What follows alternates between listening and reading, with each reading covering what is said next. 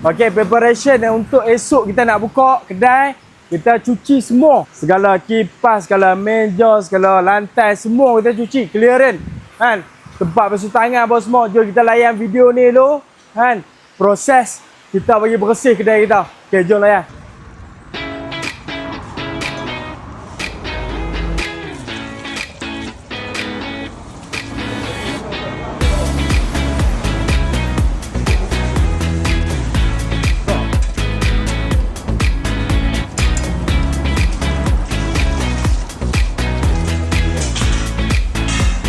Skru lah. Okay, bos.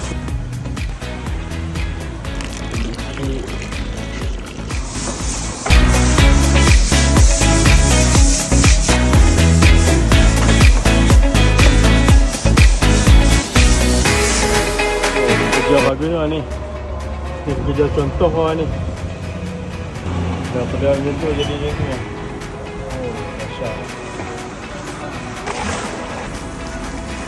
Okey, yang kita buka daripada pukul 4 petang sampai pukul 11 malam. Okey, menu-menu kita ada istimewa sikit. Kita akan buat shell out nanti. Shell out, lepas tu more. Kita akan buat colek-colek siput. Hampa jangan lupa mai. Special mai segak-segak mai siput mai bertantan punya. Lepas tu kita ada sup macam biasa, sup nak bungkus apa semua. Kita tak masuk bazar ni, mai di kedai saja. Esok hari Ahad nah. Ahad okey geng. Jom kita tengok proses-proses progress. Yang ada tengok tu macam apa siki-siki tadi saya basuh tu kan. Semua dah bersih elok. Okey. Tengok showcase kita. Merelak.